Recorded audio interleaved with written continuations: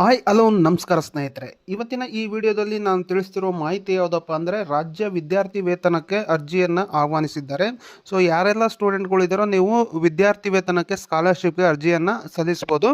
So ಹಾಗಾಗಿ ಈ ವಿಡಿಯೋನ ಎಲ್ಲರೂ ಸಂಪೂರ್ಣವಾಗಿ ನೋಡಿ. ಹಾಗೆ ಈ ವಿದ್ಯಾರ್ಥಿ ವೇತನಕ್ಕೆ ಅರ್ಜಿ ಸಲ್ಲಿಸಬೇಕು ಅಂತಂದರೆ ಯಾವೆಲ್ಲ ದಾಖಲೆಗಳು ಬೇಕು ಮತ್ತು ನೀವು ಯಾವೆಲ್ಲ ಸೂಚನೆಗಳನ್ನು ನೀವು ಪಾಲಿಸಬೇಕಾಗುತ್ತೆ ಅನ್ನೋದನ್ನು ಈ ವಿಡಿಯೋದಲ್ಲಿ ನಾನು ಸ್ಟೆಪ್ ಬೈ ಸ್ಟೆಪ್ ತಿಳಿಸ್ಕೊಡ್ತಾ ಇದ್ದೀನಿ. ಸೊ ಹಾಗಾಗಿ ಈ ವಿಡಿಯೋನ ಪೂರ್ತಿಯಾಗಿ ನೋಡಿದರೆ ನಿಮಗೆ ನೀವೇ ನಿಮ್ಮ ಮನೆಯಲ್ಲೇ ಕೂತು ನೀವೇ ಅರ್ಜಿಯನ್ನು ಸಲ್ಲಿಸ್ಕೊಳ್ಬೋದು. ಹಾಗಾಗಿ ಈ ವಿಡಿಯೋನ ಸ್ಕಿಪ್ ಮಾಡಬೇಡಿ, ಪೂರ್ತಿಯಾಗಿ ನೋಡಿ. ಹಾಗೆ ಈ ವಿಡಿಯೋನ ಯಾರೆಲ್ಲ ಸ್ಟೂಡೆಂಟ್ಗಳು ಇದ್ದಾರೋ ಅವರೆಲ್ಲರಿಗೂ ಶೇರ್ ಮಾಡಿ. ಸೊ ಹಾಗೂ ಇದೇ ರೀತಿಯಾಗಿ ಇಂಟ್ರೆಸ್ಟಿಂಗ್ ಮತ್ತು ಯೂಸ್ಫುಲ್ ಮಾಹಿತಿಗೋಸ್ಕರ ನಮ್ಮ ಚಾನಲನ್ನು ಸಬ್ಸ್ಕ್ರೈಬ್ ಮಾಡ್ಕೊಳ್ಳೋದನ್ನು ಮರಿಬೇಡಿ ಫ್ರೆಂಡ್ಸ್. ಸೊ ನೋಡೋಣ ಬನ್ನಿ. ಸೊ ಈಗ ಮೊದಲೇದಾಗಿ ನೀವು ರಾಜ್ಯ ವಿದ್ಯಾರ್ಥಿ ವೇತನಕ್ಕೆ ಅರ್ಜಿಯನ್ನು ಸಲ್ಲಿಸಬೇಕಂದ್ರೆ ನೀವು ಯಾವೆಲ್ಲ ಸೂಚನೆಗಳನ್ನು ನೀವು ಅನುಸರಿಸಬೇಕು ಅನ್ನೋದನ್ನು ಮೊದಲಿಗೆ ನೋಡೋಣ.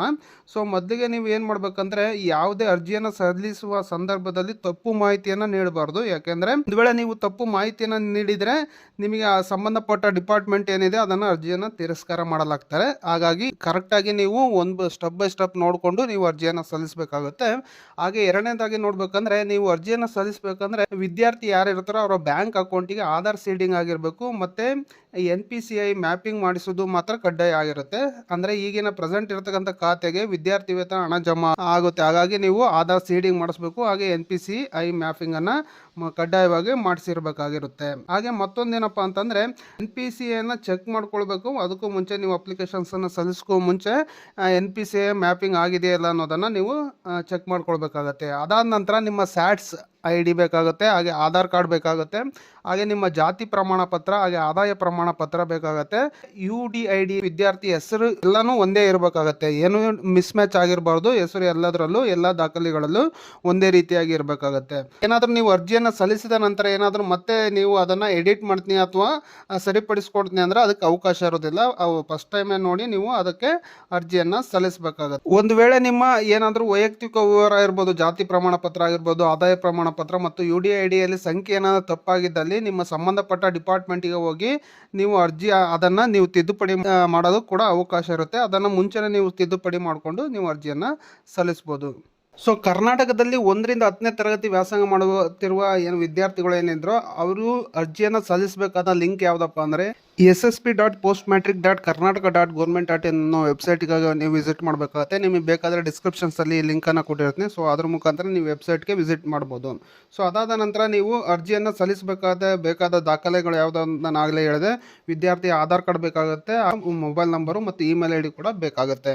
ಅದಾದ ನಂತರ ನೀವು ವೆಬ್ಸೈಟ್ಗೆ ವಿಸಿಟ್ ಮಾಡಿದ ನಂತರ ನೋಡ್ಬೋದು ನಿಮಗೆ ವೆಬ್ಸೈಟ್ನ ಹೋಮ್ ಪೇಜ್ ನಿಮಗೆ ಈ ರೀತಿಯಾಗಿ ಶೋ ಆಗುತ್ತೆ. ಹೊಸದಾಗಿ ಯಾರೆಲ್ಲ ಅರ್ಜಿಯನ್ನು ಸಲ್ಲಿಸಬೇಕು ಅಂತ ಇದ್ದಾರೋ ಸೊ ನೀವು ಇನ್ನೂ SSP IDಯನ್ನು ಕ್ರಿಯೇಟ್ ಮಾಡಿಲ್ಲ ಅಂತ ನೋಡ್ಬೋದು. ಈ ರೀತಿಯಾಗಿ ಹೋಮ್ ಪೇಜ್ ಬಂದ ನಂತರ ನೋಡ್ಬೋದು ಇಲ್ಲಿ ಹೊಸ ಖಾತೆ ಸೃಜಿಸಲು ಇಲ್ಲಿ ಕ್ಲಿಕ್ ಮಾಡಿ ಅನ್ನೋ ಒಂದು ಆಪ್ಷನ್ಸ್ ಕಾಣಬಹುದು ನಿಮಗೆ. ಸೊ ಅದ್ರ ಮೇಲೆ ಕ್ಲಿಕ್ ಮಾಡ್ಕೊಳ್ಬೇಕಾಗತ್ತೆ. ಸೊ ಅದ್ರ ಮೇಲೆ ಕ್ಲಿಕ್ ಮಾಡಿದ ನಂತರ ನೋಡ್ಬೋದು ನಿಮಗೆ ಈ ರೀತಿಯಾಗಿ ನಿಮ್ಮ ಪೇಜ್ ಓಪನ್ ಆಗುತ್ತೆ. ಇಲ್ಲಿ ನೋಡ್ತಾ ಇರ್ಬೋದು ಆಧಾರ್ ನಂಬರ್ ಅನ್ನ ನೀವು ಇಲ್ಲಿ ಎಂಟರ್ ಮಾಡ್ಕೊಳ್ಬೇಕಾಗತ್ತೆ. ನಿಮ್ಮ ಆಧಾರ್ ನಂಬರ್ ಅನ್ನ ಎಂಟರ್ ಮಾಡ್ಕೊಂಡು ಯಾರು ವಿದ್ಯಾರ್ಥಿಗಳು ಇರ್ದಿರೋ ಸೊ ಅವ್ರ ಆಧಾರ್ ನಂಬರ್ ಅನ್ನ ಎಂಟರ್ ಮಾಡ್ಕೊಂಡು ಕ್ಲಿಕ್ ಟು ಪ್ರೊಸೀಡ್ ಅನ್ನೋದ್ರ ಮೇಲೆ ಕ್ಲಿಕ್ ಮಾಡ್ಕೊಳ್ಬೇಕಾಗತ್ತೆ. ಅದಾದ ನಂತರ ನೋಡ್ಬೋದು ನಿಮಗೆ ಒಂದು ವೇಳೆ ನೀವು ಈಗಾಗಲೇ ಏನಾದರೂ ಅಕೌಂಟನ್ನು ಕ್ರಿಯೇಟ್ ಮಾಡಿದರೆ ನಿಮಗೆ ಈ ರೀತಿಯಾಗಿ ಶೋ ಆಗುತ್ತೆ. ಇಲ್ಲಿ ನೀವು ಯು ಹ್ಯಾವ್ ಆಲ್ರೆಡಿ ರಿಜಿಸ್ಟರ್ಡ್ ಅಂತ ಶೋ ಆಗುತ್ತೆ. ನಿಮ್ಮ SSP ID ಕೂಡ ಶೋ ಆಗುತ್ತೆ, ಮೊಬೈಲ್ ನಂಬರು ಮತ್ತು ಒಂದು ಪಾಪಪ್ ಥರ ನಿಮಗೆ ಶೋ ಆಗುತ್ತೆ ಒಂದು ವೇಳೆ ಕ್ರಿಯೇಟ್ ಆಗಿದ್ದರೆ. ಒಂದು ವೇಳೆ ಕ್ರಿಯೇಟ್ ಆಗಿಲ್ಲ ಅಂತಂದರೆ ನೀವು ಯಾವ ರೀತಿ ಶೋ ಆಗುತ್ತಪ್ಪ ಅಂತಂದರೆ ಇಲ್ಲಿ ನೋಡ್ಬೋದು ಈ ರೀತಿ ನಿಮ್ಮ ನೆಕ್ಸ್ಟ್ ಪೇಜ್ ನಿಮಗೆ ಈ ರೀತಿಯಾಗಿ ಬರುತ್ತೆ. ಇಲ್ಲಿ ನೋಡ್ಬೋದು ಗುರುತಿನ ದೃಢೀಕರಣ ಸೇವೆ ಅಂತ. ಇಲ್ಲಿ ನಿಮ್ಮ ಆಧಾರ್ನಲ್ಲಿ ಏನು ಹೆಸರಿದೆಯೋ ಸೊ ಅದೇ ರೀತಿಯಾಗಿ ನಿಮ್ಮ ಹೆಸರನ್ನು ಟೈಪ್ ಮಾಡ್ಕೊಳ್ಬೇಕಾಗತ್ತೆ. ಅದಾದ ನಂತರ ಆಧಾರ್ ಸಂಖ್ಯೆಯನ್ನು ನೀವು ಇಲ್ಲಿ ಎಂಟರ್ ಮಾಡ್ಕೊಳ್ಬೇಕಾಗತ್ತೆ. ಸೊ ಆಧಾರ್ ಸಂಖ್ಯೆಯನ್ನು ಎಂಟರ್ ಮಾಡಿಕೊಂಡು ಇಲ್ಲಿ ನೋಡ್ಬೋದು ಕೆಳಗಡೆ ಒಂದು ಚಿಕ್ಕ ಬಾಕ್ಸ್ ಇದೆ. ಸೊ ಅಗ್ರಿ ಅನ್ನೋದು ಆ ಚಿಕ್ಕ ಬಾಕ್ಸ್ ಮೇಲೆ ಕ್ಲಿಕ್ ಮಾಡಿಕೊಂಡು ಸಲ್ಲಿಸಿ ಅನ್ನೋದ್ರ ಮೇಲೆ ಸಬ್ಮಿಟ್ ಅನ್ನೋದ್ರ ಮೇಲೆ ಕ್ಲಿಕ್ ಮಾಡ್ಕೊಳ್ಳಿ. ಆ ಸಬ್ಮಿಟ್ ಅಂತ ಕ್ಲಿಕ್ ಮಾಡಿದ ನಂತರ ನೋಡ್ಬೋದು ನಿಮಗೆ ನೆಕ್ಸ್ಟ್ ಈ ರೀತಿಯಾಗಿ ನಿಮ್ಮ ಪೇಜ್ ಓಪನ್ ಆಗುತ್ತೆ. ಖಾತೆಯನ್ನು ಸೃಜಿಸಿ ಅಂತ. ಇಲ್ಲಿ ನಿಮ್ಮ ಜೆಂಡರ್ ಯಾವುದು ಅನ್ನೋದನ್ನು ಸೆಲೆಕ್ಟ್ ಮಾಡ್ಕೊಳ್ಬೇಕಾಗತ್ತೆ. ಅದಾದ ನಂತರ ನಿಮ್ಮ ಇಮೇಲ್ IDಯನ್ನು ಎಂಟರ್ ಮಾಡ್ಕೊಳ್ಬೇಕಾಗತ್ತೆ. ಇಲ್ಲಿ ಅದಾದ ನಂತರ ನಿಮ್ಮ ಮೊಬೈಲ್ ನಂಬರನ್ನು ಎಂಟರ್ ಮಾಡ್ಕೊಳ್ಳಿ. ಅದಾದ ನಂತರ ನೋಡ್ಬೋದು ಕೆಳಗಡೆ ಸಲ್ಲಿಸಿ ಅನ್ನೋ ಒಂದು ಆಪ್ಷನ್ಸ್ ಮೇಲೆ ಕ್ಲಿಕ್ ಮಾಡ್ಕೊಳ್ಬೇಕಾಗತ್ತೆ. ಸಲ್ಲಿಸಿ ಅಂತ ಕ್ಲಿಕ್ ಮಾಡಿದ ನಂತರ ನೋಡ್ಬೋದು ನೀವು ಯಾವ ಮೊಬೈಲ್ ನಂಬರನ್ನು ಎಂಟರ್ ಮಾಡಿರ್ತೀರೋ ಸೊ ಆ ಮೊಬೈಲ್ ನಂಬರ್ಗೆ ಒಂದು OTP ಕೂಡ ಬರುತ್ತೆ. ಸೊ ಆ OTPಯನ್ನು ಎಂಟರ್ ಮಾಡಬೇಕಾಗುತ್ತೆ. ಮತ್ತೊಮ್ಮೆ OTPಯನ್ನು ಎಂಟರ್ ಮಾಡಿ ಕೆಳಗಡೆ ಮತ್ತೊಮ್ಮೆ ಸಲ್ಲಿಸಿ ಅನ್ನೋ ಒಂದು ಆಪ್ಷನ್ಸ್ ಮೇಲೆ ಕ್ಲಿಕ್ ಮಾಡ್ಕೊಳ್ಬೇಕಾಗತ್ತೆ. ಸೊ ಸಲ್ಲಿಸಿ ಅಂತ ಕ್ಲಿಕ್ ಮಾಡಿದ ನಂತರ ನೋಡ್ಬೋದು ನೆಕ್ಸ್ಟ್ ಪೇಜ್ ನಿಮಗೆ ಈ ರೀತಿಯಾಗಿ ಶೋ ಆಗುತ್ತೆ. ಇಲ್ಲಿ ನಿಮ್ಮ ಪಾಸ್ವರ್ಡನ್ನು ನೀವು ಕ್ರಿಯೇಟ್ ಮಾಡ್ಕೊಳ್ಬೇಕಾಗತ್ತೆ. ಸೊ ನಿಮ್ಮ ಪಾಸ್ವರ್ಡನ್ನು ಕಂಪಲ್ಸರಿಯಾಗಿ ಕ್ರಿಯೇಟ್ ಮಾಡ್ಕೊಳ್ಬೇಕಾಗತ್ತೆ. ಅದು 8ರಿಂದ 15 ಅಕ್ಷರ ಹೊಂದಿರಬೇಕಾಗತ್ತೆ. ಅದರಲ್ಲಿ ಒಂದು ಕ್ಯಾಪಿಟಲ್ ಲೆಟ್ರ್ ಕೂಡ ಇರಬೇಕಾಗತ್ತೆ, ಒಂದು ಸ್ಮಾಲ್ ಲೆಟ್ರ್ ಕೂಡ ಇರಬೇಕಾಗತ್ತೆ, ಹಾಗೆ ನಂಬರ್ಸ್ ಕೂಡ ಇರಬೇಕಾಗತ್ತೆ, ಹಾಗೆ ಸ್ಪೆಷಲ್ ಕ್ಯಾರೆಕ್ಟರ್ ಕೂಡ ಇರಬೇಕಾಗತ್ತೆ. ಈ ರೀತಿಯಾಗಿ ನಿಮ್ಮ ಪಾಸ್ವರ್ಡನ್ನು ಇಲ್ಲಿ ಕ್ರಿಯೇಟ್ ಮಾಡ್ಕೊಳ್ಬೇಕಾಗತ್ತೆ. ಮೊದಲಿಗೆ ಇಲ್ಲಿ ನ್ಯೂ ಪಾಸ್ವರ್ಡ್ ಅನ್ನೋ ಇದ್ರ ಮೇಲೆ ನಿಮ್ಮ ಪಾಸ್ವರ್ಡ್ ಏನಿದೆ ಅದನ್ನು ಟೈಪ್ ಮಾಡಿಕೊಂಡು, ಅದಾದ ನಂತರ ಕನ್ಫರ್ಮ್ ಪಾಸ್ವರ್ಡ್ ಮೇಲೆ ಯಾವ ರೀತಿ ಟೈಪ್ ಮಾಡಿರ್ತಾರೋ ಅದೇ ರೀತಿಯಾಗಿ ಟೈಪ್ ಮಾಡಿ ಸಲ್ಲಿಸಿ ಅನ್ನೋದ್ರ ಮೇಲೆ ಕ್ಲಿಕ್ ಮಾಡ್ಕೊಳ್ಳಿ. ಸಲ್ಲಿಸಿ ಅಂತ ಕ್ಲಿಕ್ ಮಾಡಿದ ನಂತರ ನೋಡ್ಬೋದು ನಿಮಗೆ ನೆಕ್ಸ್ಟ್ ಪೇಜ್ ಈ ರೀತಿಯಾಗಿ ಬರುತ್ತೆ. ಧನ್ಯವಾದಗಳು, ನಿಮ್ಮ ಖಾತೆ SSPಯಲ್ಲಿ ಯಶಸ್ವಿಯಾಗಿ ಸೃಜಿಸಲಾಗಿದೆ ಅಂತ ಪೇಜ್ ಕೂಡ ಓಪನ್ ಆಗುತ್ತೆ. ಈ ರೀತಿಯಾಗಿ ನಿಮ್ಮ SSP ಐಡಿಯನ್ನು ನೀವು ಕ್ರಿಯೇಟ್ ಮಾಡ್ಕೊಳ್ಬೋದು. SSP ID ಕ್ರಿಯೇಟ್ ಆದ ನಂತರ ಮುಂದಿನ ಪ್ರೋಸೆಸ್ ಯಾವ ರೀತಿ ಅನ್ನೋದನ್ನು ನೋಡೋದಾದರೆ, SSP ಐಡಿಯನ್ನು ನೀವು ಕ್ರಿಯೇಟ್ ಮಾಡಿದ ನಂತರ ಮತ್ತೊಮ್ಮೆ ನೀವು ಅರ್ಜಿಯನ್ನು ಸಲ್ಲಿಸಬೇಕು ಅಂದರೆ ಏನೆಲ್ಲ ದಾಖಲಾತಿಗಳು ಬೇಕು ಅನ್ನೋದು ಮತ್ತೊಮ್ಮೆ ನೋಡೋದಾದರೆ SATS ID ಬೇಕಾಗುತ್ತೆ, ಹಾಗೆ ಜಾತಿ ಪ್ರಮಾಣ ಪತ್ರ, ಆದಾಯ ಪ್ರಮಾಣ ಪತ್ರ, ಹಾಗೆ ನಿಮ್ಮ ಆಧಾರ್ ಕಾರ್ಡು, ಹಾಗೆ ಪೋಷಕರ ಆಧಾರ್ ಕಾರ್ಡು ಕೂಡ ಬೇಕಾಗುತ್ತೆ, ಹಾಗೆ ಆಧಾರ್ಗೆ ಲಿಂಕ್ ಆಗಿರುವ ಮೊಬೈಲ್ ನಂಬರ್ ಬೇಕಾಗುತ್ತೆ, ಹಾಗೆ ನಿಮ್ಮ ಬ್ಯಾಂಕ್ ಅಕೌಂಟ್, ಯಾರು ವಿದ್ಯಾರ್ಥಿ ವೇತನ ಪಡೀತಾರೋ ಅವರ ಬ್ಯಾಂಕ್ ಅಕೌಂಟ್ ಕೂಡ ಬೇಕಾಗುತ್ತೆ. ಅವ್ರ ಅಕೌಂಟು ಏನು NPC ಮ್ಯಾಪಿಂಗ್ ಆಗಿರಬೇಕು, ಆಧಾರ್ ಸೀಡಿಂಗ್ ಕೂಡ ಆಗಿರಬೇಕು. ಸೊ ಇಷ್ಟೆಲ್ಲ ದಾಖಲೆಗಳು ಬೇಕಾಗುತ್ತೆ ನೀವು ಅರ್ಜಿಯನ್ನು ಸಲ್ಲಿಸೋಕೆ. ಅದಾದ ನಂತರ UDID ಸಂಖ್ಯೆ ಇರ್ತಕ್ಕಂಥ ಏನು ವಿಶೇಷ ಚೇತನರಾಗಿದ್ದರೆ ಆ UDID ಸಂಖ್ಯೆ ID ಬೇಕಾಗುತ್ತೆ. ಒಂದು ವೇಳೆ ಪೋಷಕರು ನೈರ್ಮಲ್ಯ ವೃತ್ತಿಯಲ್ಲಿ ಏನೋ ತೊಡಗಿದ್ರೆ ಸೊ ಅದರದ್ದು ಡೀಟೇಲ್ಸ್ ಕೂಡ ಬೇಕಾಗುತ್ತೆ, ಉದ್ಯೋಗ ಪ್ರಮಾಣ ಪತ್ರನೂ ಬೇಕಾಗುತ್ತೆ. ಅದನ್ನು ನೀವು ಅಪ್ಲೋಡ್ ಕೂಡ ಮಾಡಬೇಕಾಗತ್ತೆ. ಅದು PDF ಅಲ್ಲಿ JPG ಫಾರ್ಮ್ಯಾಟಲ್ಲಿ ಇರಬೇಕಾಗತ್ತೆ. ಸೊ ಅದನ್ನು ಕೂಡ ನೀವು ಸಬ್ಮಿಟ್ ಮಾಡಬೇಕಾಗತ್ತೆ.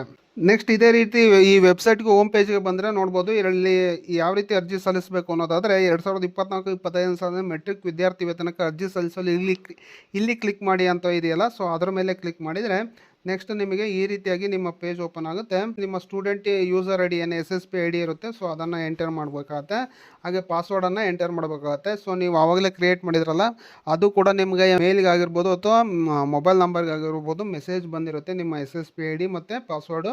ಸೊ ಅದನ್ನು ಇಲ್ಲಿ ಎಂಟರ್ ಮಾಡಿಕೊಂಡು ಕೆಳಗಡೆ ಕಾಣ್ತಕ್ಕಂಥ ಕ್ಯಾಪ್ಚಾ ಕೋಡನ್ನು ಎಂಟರ್ ಮಾಡಿ ಸ್ಟೂಡೆಂಟ್ ಲಾಗಿನ್ ಅನ್ನೋದ್ರ ಮೇಲೆ ಕ್ಲಿಕ್ ಮಾಡ್ಕೊಳ್ಬೇಕಾಗುತ್ತೆ. ಸ್ಟೂಡೆಂಟ್ ಲಾಗಿನ್ ಮೇಲೆ ಕ್ಲಿಕ್ ಮಾಡಿದ ನಂತರ ನೋಡ್ಬೋದು ನಿಮ್ಮ SSP ID ಈ ರೀತಿಯಾಗಿ ಲಾಗಿನ್ ಆಗುತ್ತೆ. ಅದಂತ ಲಾಗಿನ್ ಆದ ನಂತರ ಈ ರೀತಿಯಾಗಿ ನಿಮ್ಮ ಹೋಮ್ ಪೇಜ್ ಓಪನ್ ಆದ ನಂತರ ಮೊದಲು KYCಯನ್ನು ಮಾಡಬೇಕಾಗುತ್ತೆ. ಸೊ ಮೇಲೆ KYC ಅನ್ನೋ ಒಂದು ಆಪ್ಷನ್ಸ್ ಮೇಲೆ ಕ್ಲಿಕ್ ಮಾಡಿಕೊಂಡ್ರೆ ಕೆಳಗೆ ಮತ್ತೆ ಕ್ಲಿಕ್ ಫಾರ್ KYC ಅನ್ನೋ ಒಂದು ಆಪ್ಷನ್ ಸಿಗುತ್ತೆ. ಸೊ ಅಲ್ಲಿ ಕ್ಲಿಕ್ ಮಾಡ್ಕೊಳ್ಳಿ. ಅದಾದ ನಂತರ ನೆಕ್ಸ್ಟ್ ನಿಮಗೆ ಈ ರೀತಿಯಾಗಿ ನಿಮ್ಮ ಪೇಜ್ ಓಪನ್ ಆಗುತ್ತೆ. ಇಲ್ಲಿ ನಿಮ್ಮ ಆಧಾರ್ ನಂಬರನ್ನು ನೀವು ಇಲ್ಲಿ ಎಂಟರ್ ಮಾಡ್ಕೊಳ್ಬೇಕಾಗತ್ತೆ. ಸೊ ನಿಮ್ಮ ಆಧಾರ್ ನಂಬರನ್ನು ಎಂಟರ್ ಮಾಡಿಕೊಂಡು ಈ ಚಿಕ್ಕ ಟಿಕ್ ಬಾಕ್ಸ್ ಮೇಲೆ ಕ್ಲಿಕ್ ಮಾಡಿ ಈ OTP ಅನ್ನೋದ್ರ ಮೇಲೆ ಕ್ಲಿಕ್ ಮಾಡ್ಕೊಳ್ಬೇಕಾಗತ್ತೆ. ಸೊ ಆಗ ನಿಮ್ಗೆ ಆಧಾರ್ಗೆ ರಿಜಿಸ್ಟರ್ ಆಗಿರುವ ಮೊಬೈಲ್ ನಂಬರ್ಗೆ OTP ಬರುತ್ತೆ. ಸೊ ಆ OTP ಬಂದ ನಂತರ ಟೈಪ್ ಮಾಡಿ ಸಬ್ಮಿಟ್ ಅಂತ ಕ್ಲಿಕ್ ಮಾಡ್ಕೊಳ್ಳಿ. ಅದಾದ ನಂತರ ನೆಕ್ಸ್ಟ್ ಪ್ರೊಸೆಸ್ ಮುಂದುವರಿಯುತ್ತೆ. ಅದಕ್ಕೂ ಮುಂಚೆ ಹಿಂದಿನ ವರ್ಷ ನೀವೇನಾದರೂ ಅರ್ಜಿಯನ್ನು ಸಲ್ಲಿಸಿದರೆ ಸೊ ಮತ್ತೊಮ್ಮೆ ಅರ್ಜಿ ಸಲ್ಲಿಸುವ ಅವಶ್ಯಕತೆ ಇರೋದಿಲ್ಲ. ಈ ರೀತಿಯಾಗಿ ಬರುತ್ತೆ, you are considered to renewal student hence you need not apply for a scholarship 2024-25 your application has been sent department of verifications ಅಂತ ಬರುತ್ತೆ. ಸೊ ಈ ರೀತಿಯಾಗಿ ನಿಮ್ಮ ಅಪ್ಲಿಕೇಶನ್ಸ್ ಬರುತ್ತೆ. ಒಂದು ವೇಳೆ ನೀವು ಲಾಸ್ಟ್ ಇಯರ್ ಸಬ್ಮಿಟ್ ಮಾಡಿದರೆ ಮತ್ತೆ ಸಬ್ಮಿಟ್ ಮಾಡೋ ಅವಶ್ಯಕತೆ ಇರೋದಿಲ್ಲ. ಒಂದು ವೇಳೆ ಮಾಡಿಲ್ಲ ಅಂದರೆ ಮಾತ್ರ ನೆಕ್ಸ್ಟ್ ಈಗ ಮುಂದುವರಿಬೇಕಾಗತ್ತೆ. ಅದಾದ ನಂತರ ನೋಡ್ಬೋದು ನಿಮಗೆ ಈ ರೀತಿಯಾಗಿ ನೆಕ್ಸ್ಟ್ ನಿಮ್ಮ ಪೇಜ್ ಓಪನ್ ಆಗುತ್ತೆ. ಇಲ್ಲಿ ನಿಮ್ಮ ಹೋಮ್ ಪೇಜ್ ಈ ರೀತಿ ಇರುತ್ತೆ. ಇಲ್ಲಿ 3 ಸ್ಟೆಪ್ಗಳನ್ನು ನೀವು ಕಂಪ್ಲೀಟ್ ಮಾಡಬೇಕಾಗತ್ತೆ. ಸೊ ಮೊದಲೇ ಸ್ಟೆಪ್ ನೋಡ್ಬೋದು, ಇಲ್ಲಿ ನಿಮ್ಮ ಪರ್ಸನಲ್ ಡೀಟೇಲ್ಸ್ ಏನಿದೆ ಆ ಡೀಟೇಲ್ಸನ್ನು ಇಲ್ಲಿ ಸಬ್ಮಿಟ್ ಮಾಡಬೇಕಾಗತ್ತೆ. ಸ್ಟೆಪ್ 1 ಅನ್ನೋ ಒಂದು ಆಪ್ಷನ್ಸಲ್ಲಿ ಅಪ್ಲೈ ಅಂತ ಇದೆಯಲ್ಲ, ಸೊ ಅದ್ರ ಮೇಲೆ ಕ್ಲಿಕ್ ಮಾಡ್ಕೊಳ್ಳಿ. ಸೊ ಅಪ್ಲೈ ಅಂತ ಕ್ಲಿಕ್ ಮಾಡಿದ ನಂತರ ನೋಡ್ಬೋದು ನಿಮಗೆ ಈ ರೀತಿಯಾಗಿ ನಿಮ್ಮ ಪೇಜ್ ಓಪನ್ ಆಗುತ್ತೆ. ಈ SATS ID ಏನಿದೆ, ನಿಮ್ಮ SATS IDಯನ್ನು ನೀವು ಇದು ನಿಮ್ಮ ಸ್ಕೂಲ್ಗಳಲ್ಲಿ ಕಾಲೇಜ್ಗಳಲ್ಲಿ ನಿಮಗೆ ಸಿಗುತ್ತೆ, ಸ್ಕೂಲ್ಗಳಲ್ಲಿ ಸಿಗುತ್ತೆ, ನಿಮ್ಮ ಕಡೆಯಿಂದ ನೀವು ಪಡ್ಕೊಳ್ಬೋದು. ಸೊ ಇಲ್ಲಿ ನಿಮ್ಮ SATS IDಯನ್ನು ಟೈಪ್ ಮಾಡಿ ಗೆಟ್ ಡಾಟಾ ಅಂತ ಕ್ಲಿಕ್ ಮಾಡಿದ ನಂತರ ನಿಮ್ಮ ಆಟೋಮೆಟಿಕ್ ನಿಮ್ಮ ಡೀಟೇಲ್ಸ್ ಎಲ್ಲ ಫೆಚ್ ಆಗುತ್ತೆ. ನಿಮ್ಮ ಹೆಸರು ಇರ್ಬೋದು, ಹುಟ್ಟಿದ ದಿನಾಂಕ ಆಗಿರ್ಬೋದು, ಲಿಂಗ ಆಗಿರ್ಬೋದು, ಆಮೇಲೆ ಕ್ಲಾಸ್ ಯಾವುದು, ಶಾಲೆ ಯಾವುದು, ಎಲ್ಲ ಪ್ರತಿಯೊಂದು ಕೂಡ ಆಟೋಮೆಟಿಕ್ ಆಗಿ ಫೆಚ್ ಆಗುತ್ತೆ. ಈ ರೀತಿಯಾಗಿ ನಿಮ್ಮ ಡೀಟೇಲ್ಸ್ ಎಲ್ಲ ಫೆಚ್ ಆಗುತ್ತೆ. ಸೊ ನೆಕ್ಸ್ಟ್ ಸ್ಟೆಪ್ ಈ ರೀತಿಯಾಗಿ ಬರುತ್ತೆ, ಏನು ಪೋಷಕರ ಅನೈರ್ಮಲ್ಯ ವ್ಯಕ್ತಿಯ ವಿವರ ಅಂತ ಬರುತ್ತೆ. ಅಂದರೆ ನಿಮ್ಮ ಪೋಷಕರ ಏನು ಕೆಲಸಕ್ಕೆ ವೃತ್ತಿಗೆ ಸಂಬಂಧಪಟ್ಟ ಡೀಟೇಲ್ಸ್ ಬರುತ್ತೆ. ಇಲ್ಲಿ ಒಂದು ವೇಳೆ ನಿಮ್ಮ ಪೋಷಕರು ಅನೈರ್ಮಲ್ಯ ವೃತ್ತಿಯಲ್ಲಿ ತೊಡಗಿದ್ರೆ ಎಸ್ ಅಂತ ಕ್ಲಿಕ್ ಮಾಡ್ಕೊಳ್ಬೇಕಾಗತ್ತೆ. ಸೊ ಇಲ್ಲ ಅಂದರೆ ನೋ ಅಂತ ಕ್ಲಿಕ್ ಮಾಡ್ಕೊಳ್ಬೇಕಾಗತ್ತೆ. ಎಸ್ ಅಂತ ಕ್ಲಿಕ್ ಮಾಡಿದ ನಂತರ ನೋಡ್ಬೋದು, ಒಂದು ವೇಳೆ ಇತ್ತು ಅಂದರೆ ಅನೈರ್ಮಲ್ಯ ವೃತ್ತಿಯಲ್ಲಿ ತೊಡಗಿದ್ರೆ ಅವರು ಏನಾದರೂ ಉದ್ಯೋಗ ಪ್ರಮಾಣ ಪತ್ರ ಇರುತ್ತೆ, ಸೊ ಅದನ್ನು ನೀವು ಇಲ್ಲಿ ಅಪ್ಲೋಡ್ ಮಾಡಬೇಕಾಗುತ್ತೆ. ನೆಕ್ಸ್ಟ್ ಪೇಜ್ ಈ ರೀತಿಯಾಗಿ ಬರುತ್ತೆ. ಇಲ್ಲಿ ಚೂಸ್ ಫೈಲ್ ಅನ್ನೋದ್ರ ಮೇಲೆ ಕ್ಲಿಕ್ ಮಾಡ್ಕೊಂಡ್ರೆ ನೀವು ಆಟೋಮೆಟಿಕ್ಕಾಗಿ ನೀವು ಯಾವುದಲ್ಲೇ ಸೇವ್ ಮಾಡಿರ್ತೀರೋ ಸೊ ಅಲ್ಲಿಗೆ ಹೋಗುತ್ತೆ. ಸೊ ಅದಾದ ನಂತರ ಅಪ್ಲೋಡ್ ಅಂತ ಕ್ಲಿಕ್ ಮಾಡಿದರೆ ಆಟೋಮೆಟಿಕ್ಕಾಗಿ ಆ ಡಾಕ್ಯುಮೆಂಟ್ ಇಲ್ಲಿಗೆ ನಿಮಗೆ ಅಪ್ಲೋಡ್ ಆಗುತ್ತೆ. ಅದಾದ ನಂತರ ಸೇವ್ ಆ್ಯಂಡ್ ಪ್ರೊಸೀಡ್ ಅನ್ನೋದ್ರ ಮೇಲೆ ಕ್ಲಿಕ್ ಮಾಡ್ಕೊಳ್ಳಿ. ಸೇವ್ ಆ್ಯಂಡ್ ಪ್ರೊಸೀಡ್ ಅಂತ ಕ್ಲಿಕ್ ಮಾಡಿದ ನಂತರ ನೋಡ್ಬೋದು ನೆಕ್ಸ್ಟ್ ಡೀಟೇಲ್ಸ್ ಈ ರೀತಿಯಾಗಿ ಬರುತ್ತೆ. ನಿಮ್ಮ ಏನು ಕಾಸ್ಟ್ ಇನ್ಕಮ್ ಡೀಟೇಲ್ಸನ್ನು ಇಲ್ಲಿ ಶೋ ಆಗುತ್ತೆ. ನೋಡ್ಬೋದು ಮೊದಲೇ ಆಪ್ಷನ್ಸ್ ಇಲ್ಲಿ do you have a caste and income certificate ಅಂತ ಇದೆ. ಎಸ್ ಈ ಥರ ಇದ್ದರೆ ಎಸ್ ಅಂತ ಕೊಡಿ, ಇಲ್ಲ ನೋ ಅಂತ ಕೊಡಿ. ಸೊ ಇದೆ ಅಂತಂದು ಎಸ್ ಅಂತ ಕೊಡ್ತಾ ಇದೀವಿ. ಅದಾದ ನಂತರ ನಿಮ್ಮ ರಿಲಿಜನ್ ಅಂದರೆ ಏನು ನಿಮ್ಮ ಧರ್ಮ ಯಾವುದು ಅನ್ನೋದನ್ನು ಸೆಲೆಕ್ಟ್ ಮಾಡ್ಕೊಳ್ಬೇಕಾಗತ್ತೆ. ಅದಾದ ನಂತರ ನಿಮ್ಮ ಕ್ಯಾಸ್ಟ್ ನಂಬರ್ ಏನಿರುತ್ತೆ, caste certificate R D number, so ಅದನ್ನು ಎಂಟರ್ ಮಾಡ್ಕೊಳ್ಳಿ. ಅದಾದ ನಂತರ ಇನ್ನು ಇನ್ಕಮ್ ಸರ್ಟಿಫಿಕೇಟ್ ನಂಬರನ್ನು ಎಂಟರ್ ಮಾಡ್ಕೊಳ್ಳಿ. ಅದಾದ ನಂತರ ಚೆಕ್ ಅಂತ ಕ್ಲಿಕ್ ಮಾಡಿದರೆ ನಿಮಗೆ ಆಟೋಮೆಟಿಕ್ಕಾಗಿ ನಿಮ್ಮ ಡೀಟೇಲ್ಸ್ ಎಲ್ಲ ಫೆಚ್ ಆಗುತ್ತೆ ಮುಂದಿನ ಸ್ಟೆಪ್ಪಲ್ಲಿ. ಸೊ ನೋಡ್ಬೋದು ಇಲ್ಲಿ ಮುಂದಿನ ಸ್ಟೆಪ್ ಈ ರೀತಿಯಾಗಿ ನಿಮಗೆ ಶೋ ಆಗುತ್ತೆ. ಇಲ್ಲಿ ಆಟೋಮೆಟಿಕ್ಕಾಗಿ ನಿಮ್ಮ ಏನು ಕ್ಯಾಸ್ಟ್ ಸರ್ಟಿಫಿಕೇಟ್ ನಂಬರ್ ಟೈಪ್ ಮಾಡಿದ ನಂತರ ನಿಮ್ಮ ಕ್ಯಾಸ್ಟ್ ಯಾವುದು, ಆ ಉಪಜಾತಿ ಯಾವುದು ಎಲ್ಲನೂ ಫೆಚ್ ಆಗುತ್ತೆ ಆಟೋಮೆಟಿಕ್ಕಾಗಿ ಈ ರೀತಿಯಾಗಿ. ಅದಾದ ನಂತರ ನೋಡ್ಬೋದು, ಒಂದು ವೇಳೆ ನಿಮ್ಮ ಕ್ಯಾಸ್ಟ್ ಸರ್ಟಿಫಿಕೇಟ್ ಇಲ್ಲ ಅಂತಂದರೆ ನೀವು ಇಲ್ಲಿ ನೋ ಅಂತ ಸೆಲೆಕ್ಟ್ ಮಾಡ್ಕೊಂಡಿದ್ರೆ ಇಲ್ಲಿ ನೋಡ್ಬೋದು ಕೆಳಗಡೆ ನಿಮ್ಮ ಏನು ಡೀಟೇಲ್ಸ್ ಇದೆ ಇಲ್ಲಿ ಕೆಟಗರಿ ಡೀಟೇಲ್ಸಲ್ಲಿ ನೀವು ಏನಾದರೂ ನೋ ಅಂತ ಕ್ಲಿಕ್ ಮಾಡಿದರೆ ವಿದ್ಯಾರ್ಥಿ ಕೃಷಿ ಇಲಾಖೆಯಿಂದ ನೀಡುವ ರೈತ ವಿದ್ಯಾನಿಧಿ ಅಥವಾ ಕೃಷಿ ಕಾರ್ಮಿಕರ ವಿದ್ಯಾನಿಧಿ, ಮೀನುಗಾರ ವಿದ್ಯಾನಿಧಿ, ಹಾಗೆ ಕಾರ್ಮಿಕ ಮಕ್ಕಳಿಗೆ ನೀಡುವ ಶೈಕ್ಷಣಿಕ ನೆರವು ಇರ್ತದಲ್ಲ, ಸೊ ಅದನ್ನು ಆಯ್ಕೆ ಮಾಡ್ಕೊಳ್ಬೋದು ನೀವು. ಸೊ ಅದನ್ನು ಆಯ್ಕೆ ಮಾಡಿಕೊಂಡು ಮುಂದಿನ ಸ್ಟೆಪ್ಪನ್ನು ನೀವು ಮುಂದುವರಿಬೋದು ಒಂದು ವೇಳೆ ನಿಮ್ಮ ಹತ್ರ ಕ್ಯಾಸ್ಟ್ ಇನ್ಕಮ್ ಇಲ್ಲ ಅಂತಂದರೆ ಈ ರೀತಿ ಸ್ಟೆಪ್ಪಲ್ಲಿ.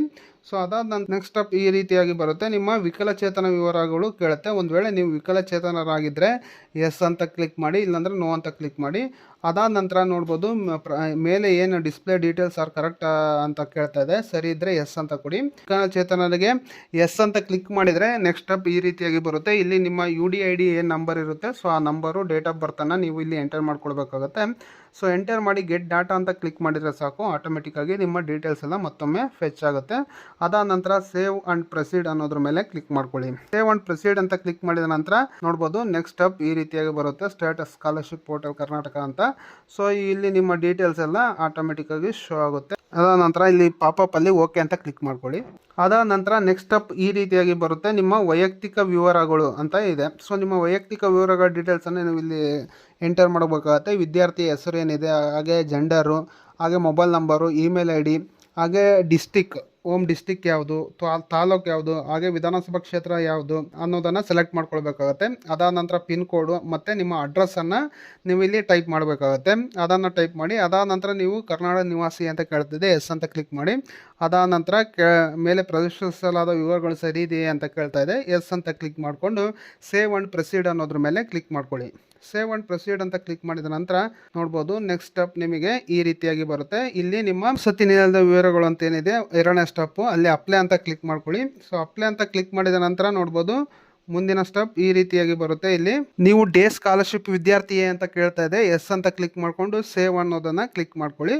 ಒಂದು ವೇಳೆ ಇಲ್ಲ ಅಂದರೆ ನೋ ಅಂತ ಕ್ಲಿಕ್ ಮಾಡಿಕೊಂಡು ಸೇವ್ ಅಂತ ಕ್ಲಿಕ್ ಮಾಡಬೇಕಾಗತ್ತೆ. ನೀವು ಎಸ್ ಅಂತ ಕ್ಲಿಕ್ ಮಾಡಿಕೊಂಡು ಸೇವ್ ಅನ್ನೋದನ್ನು ಕ್ಲಿಕ್ ಮಾಡಿದ ನಂತರ ನೋಡ್ಬೋದು ನೆಕ್ಸ್ಟ್ ಸ್ಟೆಪ್ ನಿಮಗೆ ನೆಕ್ಸ್ಟ್ ಹಂತಕ್ಕೆ ಹೋಗುತ್ತೆ, ಮೂರನೇ ಹಂತಕ್ಕೆ ಸ್ಟೆಪ್ 3ಗೆ.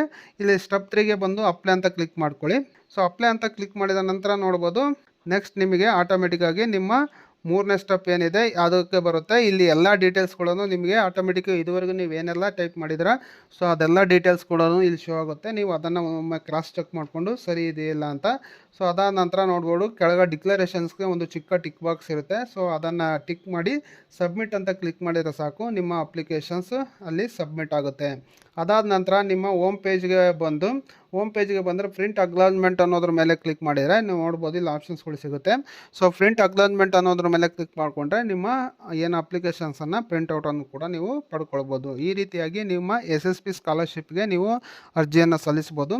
ಸೊ ಈ ಮಾಹಿತಿ ನಿಮಗೆ ಇಷ್ಟ ಆಗಿದೆ ಅಂದ್ಕೊಳ್ತೀನಿ. ಇಷ್ಟ ಆಗಿದ್ರೆ ದಯವಿಟ್ಟು ಒಂದು ಲೈಕನ್ನು ಮಾಡಿ, ಹಾಗೆ ಈ ಮಾಹಿತಿಯನ್ನು ಪ್ರತಿಯೊಬ್ಬರಿಗೂ ಶೇರ್ ಮಾಡಿ. ಯಾರೆಲ್ಲ ವಿದ್ಯಾರ್ಥಿಗಳು ಇದ್ದೀರೋ ಅವರೆಲ್ಲರಿಗೂ ಅನುಕೂಲ ಆಗಲಿ. ಸೊ ಹಾಗೂ ಇದೇ ರೀತಿ ಇಂಟ್ರೆಸ್ಟಿಂಗ್ ಮತ್ತು ಯೂಸ್ಫುಲ್ ಮಾಹಿತಿಗಾಗಿ ನಮ್ಮ ಚಾನಲನ್ನು ಸಬ್ಸ್ಕ್ರೈಬ್ ಮಾಡ್ಕೊಳ್ಳಿ friends. Thank you for watching. Take care.